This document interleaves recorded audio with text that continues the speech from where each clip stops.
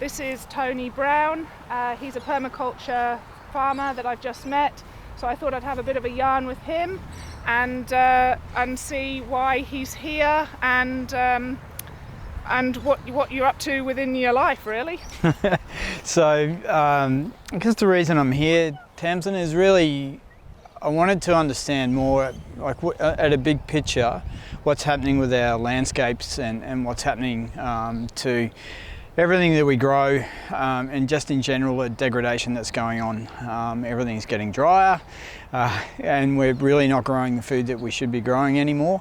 And I think there's a lot to learn from the First Nations people on what we really can learn from them about looking after nature, and because they treat it as part of their spirit, and we can learn a lot from them that way, I think. Yeah.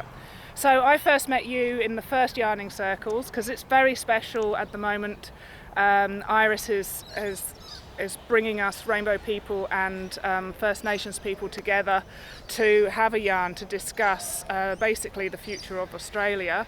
And for me it's very important with the regenerative farming side of things. So just talk us through, why were you at the first yarning circle? Has it changed since you've been for this second circle, and have you applied anything towards your permaculture farming and just so I really became involved with what Iris has been creating after doing a biodynamics course. So I did that with Hamish and Charlie Arnott going back probably 13 or 14 months ago, and out of that, there's something really magic about biodynamics that can't be fully explained, and you can see similar things with what you find sitting in these yarning circles when First Nations talk about their spirits and their stories and their relationship with the land as well. So what I've really got out of the first one and the second one is understanding really just the pain that we've put both the landscape and the people, the First Nations people, through, but just how resilient they are and how resilient nature can be if we just get out of its way and actually work with it instead of against it and trying to conquer it. Yeah, so that's a big thing with regenerative farming, that whole handing it back to nature almost, but still having the farming principles. How are you farming on your land, and what changes have you had to make to become the biodynamic farmer?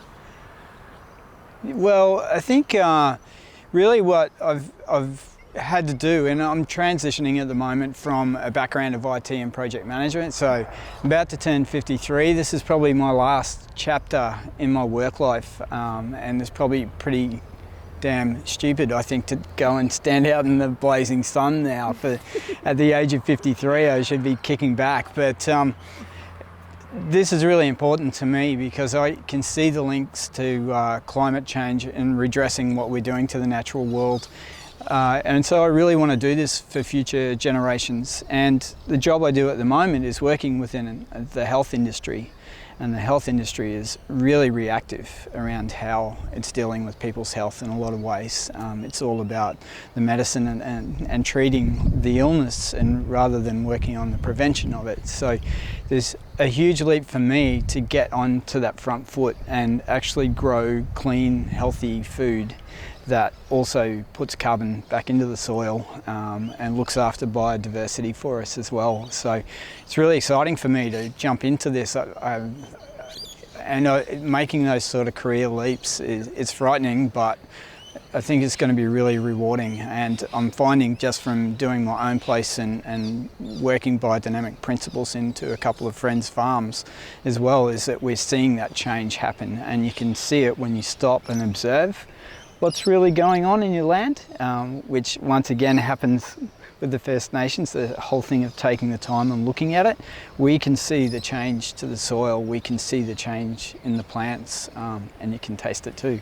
So taking that leap from your full-time job, do you feel that you're reducing your profit? Because profit is looked at from our perspective as purely finance or money or economics. When you make that transition and become more spiritual, are you finding that there's profit in other places of your life? Totally, yeah. And that's happened once before at one stage. Jumping out of IT, I worked in music for a few years as well. And nowhere near the same money, but just being able to really jump into what and love what you do is really important. So yeah, there's a whole lot more to it than just earning some coin. This for me is really about enjoying and loving what I do, and also providing for others and helping grow really clean food for people. And you were talking about the community side of things, so you've got your friends that are involved in it now. Is that within your smaller community, or is it friends that sort of are around the area that you've met through the biodynamics course? Well, I think really is a little bit of both in there as well. So I've been working with Joel Orchard and a heap of other really good people around Young Farmers Connect, which once again, at the age of 53, I'm not exactly a young farmer. But I'm really, I guess, new to the game, and there's a lot of challenges there for people coming into it. You know, the average age of a farmer is 57, and it's getting harder and harder for young people to find the land to sit down and grow that stuff. But so there's kind of a couple of communities that overlap, which is really nice. And I'm also quite new to the Northern Rivers. So I was in the city in Brisbane, and being in the Northern Rivers, I found it really interesting as well about those overlaps of communities. So the young farmers community has been really exciting as well, because we're also seeing a lot more young women coming into farming, and they come at it from typically come at it from a really different approach as well, I think. So they'll tend to look at it from different angles. They won't be out to conquer and kill everything and just get into it with a machine. And so that's quite exciting as well, to get involved and to see so many young women getting involved with it as well. So yeah, there's a couple of different communities kicking in, and it's a lovely community to be part of here as well today. Yeah, yep. Now, you've introduced bees to your farm. Yep. Have you been a beekeeper before? No. So this is all pretty new. It's about 13, 14 months. We started off with one hive, and the last listening to country I was at, while I was here and I had my phone off, the Queen decided to go and attach herself with half the hive to the next door neighbour's tree. She swarmed. Yeah, she swarmed and had everybody freaking out. So by the time I left the workshops, I had a heap of missed calls from my partner, Bridget, and raced home, and sure enough, we had all these bees hanging there. So anyway, we managed to look after her and get into a box. So we've now gone to 2 hives. Brilliant. Which is fantastic, and just learning as well from an established beekeeper who loves his bees. In the local area? In the local area, yeah, part of the Northern Rivers Amateur Beekeeping Club. And that's just another element, I think, of really looking at how that works with your neighbours. So I've started to have those conversations with them about their use of chemicals and pesticides and things like that. So, giving them honey and stuff like that. But yeah, just raising that awareness as well. The bees, we've got to look after them. They don't just stay in my yard. I haven't been able to build a bee fence around them yet. Don't leave the yard. Yeah. And that's where it's tricky, isn't it, with the whole regenerative side of things, is the communication. Because you don't want to sort of jump on people and say that they're doing it wrong, even though that you know that they are. There's just a special way of doing it. And have you found that these yarning circles have helped you with that side of things? I think because there's messages there as well, or conversations that we've got to have with people just to raise that awareness.